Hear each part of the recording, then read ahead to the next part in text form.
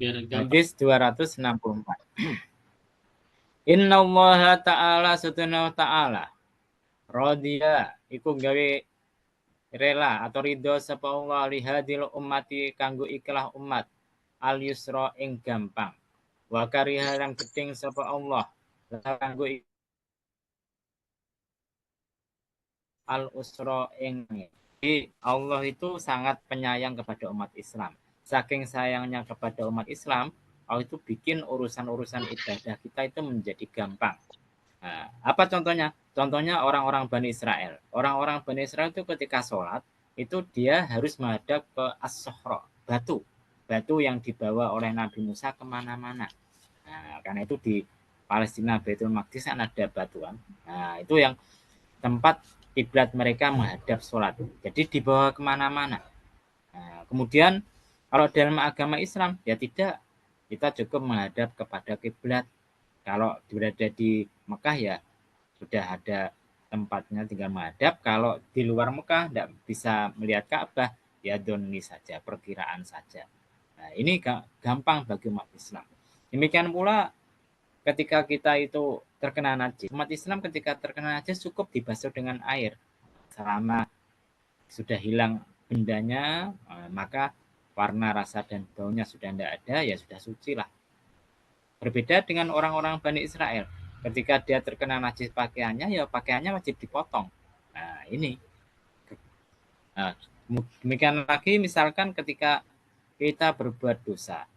Ketika kita berbuat dosa maksiat, maka ditunggu sama Allah Subhanahu wa taala berapa jam. Jadi ketika kita ada dua malaikat, malaikat Raqib dan Atid. Raqib pencatat amal baik, Atid pencatat amal buruk. Maka ketika malaikat Raqib melihat kita berbuat baik, langsung dicatat.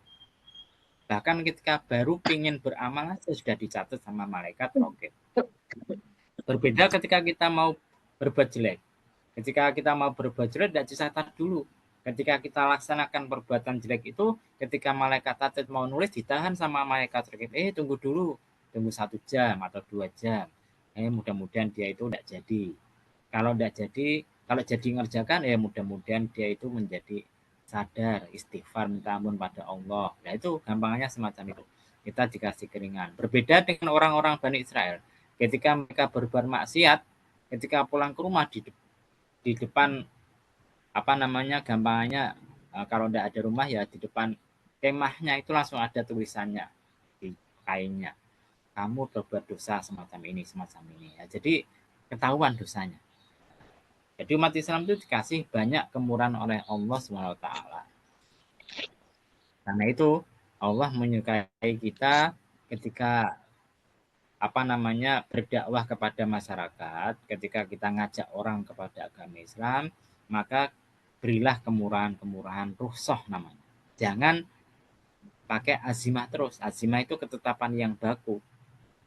Jadi seorang pendai, seorang mubaligh itu harus fleksibel, harus tahu kira-kira masyarakatnya belum mampu menerima, ya sebagian saja, gitu loh. Bukan berarti kemudian orangnya belum bisa sholat 5 waktu sebagian, ya jangan gitu. Nah, tetap kita perintahkan 5 waktu. Tapi ketika dia belum bisa 5 waktu, baru 3 waktu, yang lainnya masih kocar-kacir, ya kita kasih dakwah dengan cara yang bagus. Jangan langsung diancam, masuk neraka kamu. Wah, jangan semacam itu. Dikasih dakwah yang lembah lembut dulu. Karena apa? Karena dakwah itu tujuannya adalah merangkul, bukan untuk memukul. Kan gitu kan? Jadi Allah sendiri kepada umat Islam begitu sayangnya, tidak ada air bisa tayamum, tidak ada debu, maka sholat ihromatil waktu. Ketika kita sholat keluar bepergian boleh dijamak, boleh dikosor. Nah, itu kemurahan pada umat Islam itu banyak sekali. Karena itu dalam agama Islam itu ada 2 hukum. Pertama hukum asli namanya azimah, yang kedua hukum yang dilaksanakan sesuai dengan kondisi. Kadang-kadang lebih gampang, itu namanya rukhsah, kemurahan.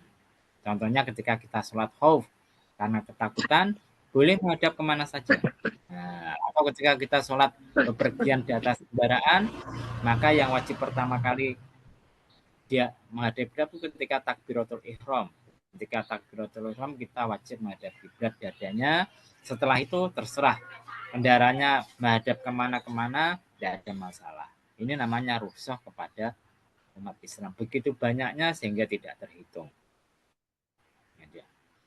Ini hadis yang diriwayatkan oleh Abu Nuaim dalam kitab Al-Huliyah.